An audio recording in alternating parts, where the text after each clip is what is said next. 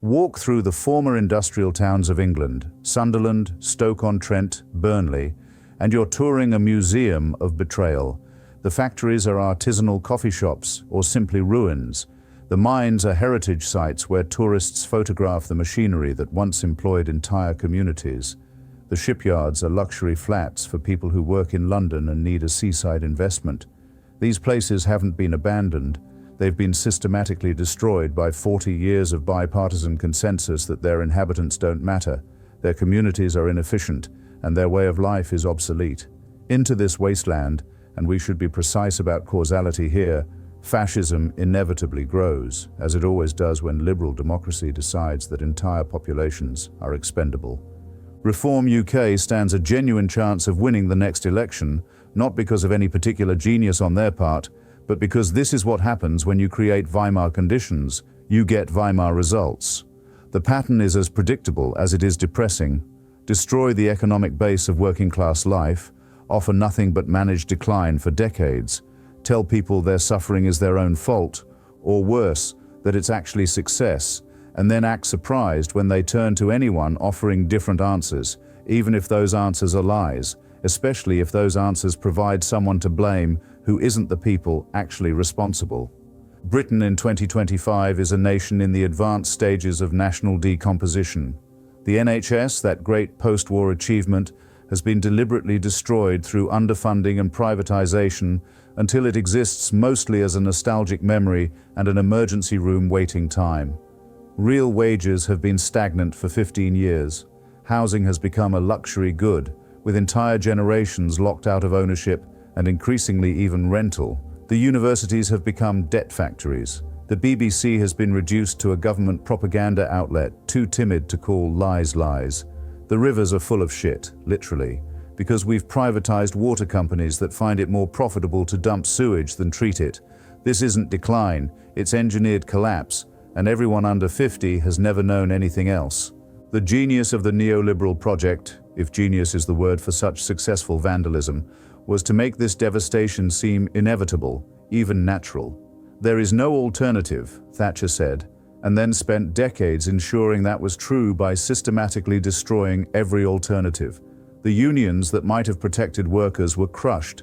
The industries that might have employed them were outsourced. The public services that might have supported them were privatized or starved. The very idea of collective action was made to seem antiquated, replaced with an atomized individualism that told everyone they were entrepreneurs of themselves, competing against everyone else for diminishing returns. Labour under Starmer offers nothing but more competent management of the same decline. They've purged anyone who might suggest actual alternatives, anyone who might point out that other countries manage to have functional railways and affordable housing and healthcare that doesn't require choosing between death and bankruptcy. They offer change in tone but not in substance, a kinder face on the same boot, a more diverse set of people administering the same austerity. They've become so terrified of being called socialist that they've forgotten to be social democrats, so afraid of the Daily Mail that they've internalized its worldview, so committed to electability that they've forgotten what they wanted to be elected to do. Into this void steps Nigel Farage, not as its creator but as its inevitable parasite, the predictable infection that appears in any dying body. He offers what neither major party will, someone to blame who isn't abstract market forces or global competition, but actual people you can see and hate, the Romanian builder, the Pakistani doctor, the Syrian refugee. They're tangible in a way that credit default swaps and quantitative easing are not. You can't punch capitalism, but you can assault an immigrant, and reform's rhetoric ensures that many will. Farage himself is almost besides the point. If it wasn't him, it would be someone else playing the same role. The privately educated former commodity trader affects the manner of a pub regular, pint perpetually in hand, cigarette at the ready, speaking the language of common sense to people whose sense has been systematically assaulted for decades. His evolution from UKIP to Brexit Party to reform isn't political development but simple rebranding, the same product in new packaging whenever the old brand becomes too toxic. It's the political equivalent of those mattress stores that have a closing down sale every 6 months, except the mattresses are racist and the store never actually closes. What Reform UK represents is the British franchise of the international fascist revival, though conducted with the peculiar English combination of menace and farce. Their actual policies, insofar as they exist beyond foreigners bad, vaccines suspicious, Putin misunderstood, are a masterclass in political prestidigitation. They promise to solve the housing crisis while opposing the building of houses.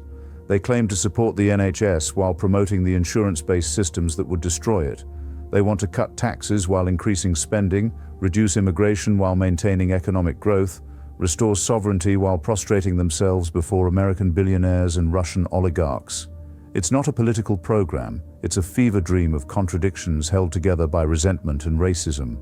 The Putin connection deserves special attention. Farage has consistently served as an apologist for a fascist dictator who murders journalists, invades neighboring countries, and runs his nation as a mafia state. When Russia invaded Ukraine, Farage blamed NATO expansion and Western provocation, essentially arguing that Ukraine deserved invasion for wanting to join the Western alliance. This isn't patriotism, it's treason with a posh accent. But it makes perfect sense. Putin represents what Farage wants Britain to become, a kleptocracy wrapped in traditional values, where oligarchs rule behind a strongman who keeps the population distracted with external enemies and internal minorities to hate.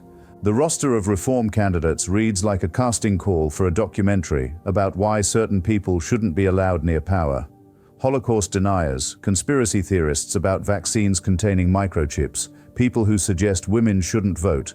Each exposure is met with Farage's practiced shock, as if a party built on xenophobia might attract xenophobes.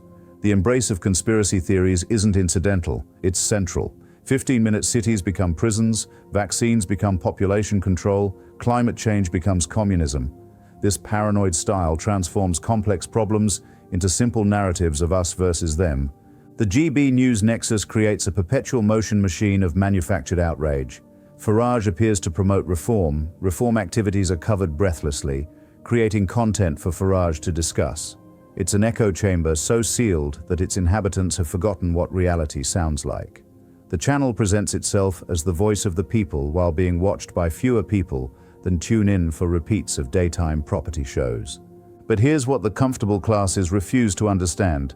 Reform will likely win not because British people have suddenly become more racist, they were always exactly this racist, but because they've been offered no other vehicle for their legitimate fury. When your town has been destroyed, your industry eliminated, your children's futures foreclosed, and someone offers you an explanation that isn't your own fault, you'll take it. When the choice is between parties that openly despise you and one that pretends to care while directing your rage at other victims, the pretense of care wins. The historical parallels are almost too obvious to state. This is how fascism always arrives, not with jackboots and torches, but with common sense and common enemies. Not with revolution, but with restoration, the promise to return to a golden age that never existed. Not with honesty about what it intends, but with lies about what opponents have done. Weimar Germany, Berlusconi's Italy, Trump's America. The pattern repeats because the conditions repeat. Create sufficient desperation, remove all genuine alternatives, provide convenient scapegoats, and fascism becomes not just possible, but probable. Labour and the Conservatives created the conditions for reform's rise through their shared commitment to policies that immiserated millions while enriching thousands. They turned politics into a contest between different management styles of the same decline. They made reform inevitable by making reform impossible, by ensuring that anyone suggesting actual solutions was purged as an extremist, while actual extremists were allowed to flourish as long as they supported capital. Reform UK could very well win the next election because history suggests that when liberal democracy fails this completely, when inequality becomes this extreme, when hope becomes this rare, populations don't turn to moderation, but to extremism. They don't want competent management of decline, but someone who promises to reverse it, even if the promise is a lie, especially if it comes with someone to punish for their pain. The tragedy isn't that working-class British voters would turn to a privately educated former banker who admires Putin and promotes conspiracy theories. The tragedy is that he's the only one offering them anything beyond more of the same. They've been so systematically betrayed by every institution that's supposed to serve them that they're willing to turn to someone who at least pretends to hear their pain, even if his only prescription is more poison.